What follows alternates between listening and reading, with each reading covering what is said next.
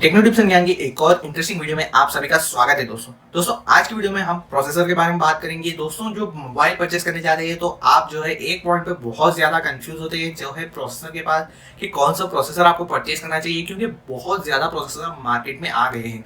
जब आप प्रोसेसर को कंपेयर करते हैं तो वहां पे कुछ ऐसे टर्म्स आते हैं जिनको सुन के आप बहुत ज़्यादा कंफ्यूज हो जाते हैं। जैसे कि ये प्रोसेसर आपको क्वाड कोर का मिलता है, ये प्रोसेसर आपको ऑक्टा कोर का मिलता है, ये प्रोसेसर आपको डेका कोर का मिलता है। तो दोस्तों ये कोर क्या होता है, यहाँ पे आप कंफ्यूज होते होंगे। और साथ ही साथ दोस्तों ये टर्म जैसे ये प्रोसेसर आपको 2.4 गीगाहर्ट्ज क्लॉक स्पीड पे भेज दे, ये प्रोसेसर आपको 2.5 गीगाहर्ट्ज क्लॉक स्पीड पे भेज दे, तो ये क्लॉक स्पीड क्या होती है। और साथ ही साथ दोस्तों आप ऐसा टर्म सुनते होंगे जैसे ये प्रोसेसर आपको 7 नैनोमीटर का मिलता है, ये प्रोसेसर आपको 10 नैनोमीटर का मिलता है, और दोस्तों ये प्रोसेसर आपको 14 नैनोमीटर का मिलता है। तो ये नैनोमीटर क्या होता है दोस्तों। और दोस्तों साथ ही साथ आप इस तरह के टर्म्स को सुनते होंगे जैसे कि ये प्रोसेसर आपको कॉर्टेक्स A53 आर्किटेक्चर में मिलता है, ये प्रोसेसर आपको कायरो 460 आर्किटेक्चर में मिलता है। तो ये आर्किटेक्चर क्या होता है। और साथ ही साथ दोस्तों यहाँ पे आप इस तरह के टर्म्स को भी सुनते होंगे जैसे कि ये प्रोसेसर आपको एड्रेनो 659 वाली जीपीयू के साथ मिलता है, ये प्रोसेसर आपको माली G76 वाले जीपीयू के साथ मिलता है। तो ये जीपीयू क्या होता है ये भी इस वीडियो में मैं आपको कंप्लीटली एक्सप्लेन करूंगा दोस्तों इस वीडियो को देखने के बाद आपको प्रोसेसर से रिलेटेड कोई भी डाउट नहीं रहेगा, क्योंकि मैं आपको इस वीडियो में बहुत ही सिंपल भाषा में एक्सप्लेन करूंगा ये सारे टर्म्स को। और साथ ही साथ दोस्तों हमारे चैनल को आपने सब्सक्राइब नहीं किया है तो सब्सक्राइब करना मत भूलिएगा, हम इस तरह के वीडियोस इस चैनल पर लाते रहेंगे। तो चलिए वीडियो में आगे बढ़ते हैं। सबसे पहले हम बात करते हैं ये प्रोसेसर का फंक्शन क्या होता है दोस्तों। तो सबसे ज्यादा इंपॉर्टेंट चीज आप याद रखिएगा, जैसे आपके बॉडी में जो दिमाग होता है वो जितना ज्यादा इंपॉर्टेंट है आपकी बॉडी के लिए, उसी तरह जो प्रोसेसर होता है वो आपके मोबाइल के लिए बहुत ही ज्यादा इंपॉर्टेंट है। आप उसे मोबाइल का ब्रेन भी यहाँ पे कह सकते हैं दोस्तों, क्योंकि दोस्तों जो सॉफ्टवेयर होता है आपके मोबाइल में वो आपके इनपुट्स को जो है कैरी आउट करता है और प्रोसेसर को देता है, और जो प्रोसेसर होता है वो सारा डेटा कलेक्ट करता है और आपको दिखाता है दोस्तों। फॉर एग्जांपल जैसे आप गैलरी अपने फोन में गैलरी को दे तो जो है सॉफ्टवेयर आपका इनपुट जो है प्रोसेसर को देता है, और प्रोसेसर आपके स्टोरेज में से आपके फोटोज को एक जगह लेता है और आपको दिखाता है सॉफ्टवेयर की मदद से। तो दोस्तों ये जो है बहुत ही इंपॉर्टेंट चीज है। अगर आपका प्रोसेसर जितना फास्ट होगा उतनी ही फास्ट आपकी जो है परफॉर्मेंस होगी आपके मोबाइल की दोस्तों। तो चलिए ये प्रोसेसर के बारे में हम डिटेल में अब इंफॉर्मेशन जानते हैं दोस्तों। सबसे पहले हम बात करते हैं कोर के बारे में जो आपके प्रोसेसर में होता है। जैसे आप सुनते होंगे quad core, octa core, Deka core. तो ये कोर क्या होता है। तो दोस्तों ये कोर जो है आपके प्रोसेसर के डिफरेंट पार्ट्स होते हैं। आपका जो प्रोसेसर होता है इस तरह के स्ट्रक्चर में बनाया जाता है और उसके जो छोटे छोटे पार्ट्स होते हैं उसे कोर कहते हैं दोस्तों। और दोस्तों ये कोर जो जितने ज़्यादा होंगे उतना ही आपका प्रोसेसर फास्ट होता है दोस्तों। जैसे आप इस कोर को एक कमरे की तरह आप मान सकते हैं, और जो आपका प्रोसेसर है वो आप एक ऑफिस की तरह मान सकते हैं। जितने ज़्यादा कोर्स होंगे उसमें उतने ज़्यादा एम्प्लॉयज आएंगे, तो उतना ज़्यादा फास्ट आपका जो है काम होगा दोस्तों। आप समझ सकते हैं यहाँ पे।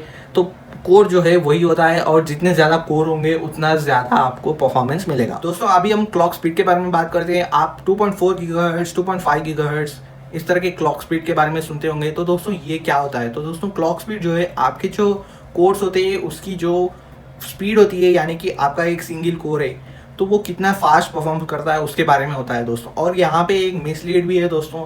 आप लोग जो है सिर्फ जो स्पेसिफिकेशन पे दिया होता है 2.4 गीगाहर्ट्ज कोर, इसको ही आप जो है स्पीड मानते हो। लेकिन यहाँ पे एक जो आपको मिसकंसेप्शन है, यहाँ पे आपको चेक करना चाहिए कि जो जितने आपके कोर्स है, अगर आपका एक प्रोसेसर जो है क्वाड कोर का प्रोसेसर है तो आपको चेक करना चाहिए कि उसका जो सिंगल कोर है वो कितना परफॉर्मेंस आपको देता है। यहाँ पे दोस्तों सारे कोर्स का जो है सिमिलर परफॉर्मेंस नहीं देते। कुछ कोर्स आपको 2.4 गीगाहर्ट्ज का परफॉर्मेंस देते हैं, लेकिन कुछ कोर्स आपको 1.5 to 1.7 गीगाहर्ट्ज की स्पीड आपको देते हैं दोस्तों। तो यहाँ पे आपको याद रखना होगा। और दोस्तों ये क्लॉक स्पीड जो है आपके कोर टू कोर की कन्वर्सेशन में होती है, यानी कि एक कोर से दूसरे कोर में कितना फास्ट आपका डेटा ट्रांसफ़र होता है वो यहाँ पे दिखाया जाता है। और दोस्तों ये जितना फास्ट होता है वो जो है आपका जो डेटा ट्रांसफ़र है उतना फास्ट होगा दोस्तों। इसके बाद दोस्तों हम बात करते हैं नैनोमीटर के बारे में। तो दोस्तों आपने सुना होगा 7 नैनोमीटर, 10 नैनोमीटर, 12 नैनोमीटर और 14 नैनोमीटर के बारे में। तो दोस्तों ये नैनोमीटर क्या होता है दोस्तों। तो आपके जो कोर्स होते हैं वहाँ पे ये कोर्स जो है ट्रांजिस्टर से बने होते हैं दोस्तों।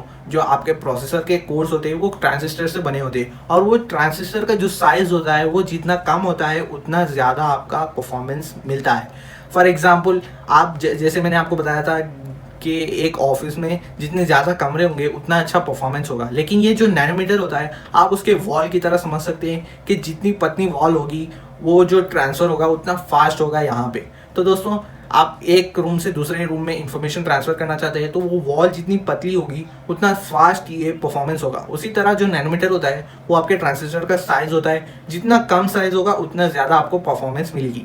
दोस्तों इसके बाद हम बात करते हैं आर्किटेक्चर के बारे में। तो दोस्तों आप इस तरह के टर्म्स सुनते होंगे जैसे कॉर्टेक्स A53 और साथ ही साथ कायरो 650। तो ये दोस्तों ये आर्किटेक्चर क्या होता है दोस्तों? तो आर्किटेक्चर डिज़ाइन का नाम होता है जो डिफरेंट कंपनीज अपने उसको देती है। जैसे कि कॉर्टेक्स जो है मीडियाटेक का आर्किटेक्चर का नाम है, वही जो कायरो है वो स्नैपड्रैगन की आर्किटेक्चर का नाम है दोस्तों। तो इस तरह डिफरेंट कंपनीज अपने डिफरेंट नाम्स देती हैं। तो दोस्तों जितना लेटेस्ट ये आर्किटेक्चर होगा उतनी ज़्यादा अच्छा आपका प्रोसेसर परफॉर्म करेगा दोस्तों। अगर उसको आप बिल्डिंग से कंपेयर करेंगे तो जो आपका जो बिल्डिंग होती है वो जितनी लेटेस्ट होगी उतनी ही अट्रैक्टिव वो दिखेगी और उतनी ही ज़्यादा लोग, उतने ज़्यादा रूम्स वगैरह भी आप उसमें बना पाएंगे अगर वो लेटेस्ट टेक्नोलॉजी यानी कि लेटेस्ट आर्किटेक्चर से बनी होगी। उसी तरह जो आपका मोबाइल का भी प्रोसेसर का आर्किटेक्चर है वो जितना लेटेस्ट होगा उतनी ज़्यादा आपको परफॉर्मेंस मिलेगी। दोस्तों अब बात करते हैं हम जीपीयू के बारे में। तो दोस्तों आपने सुना होगा कि जैसे माली A76 वाला जीपीयू या फिर आपने सुना होगा एड्रेनो 659 वाला जीपीयू।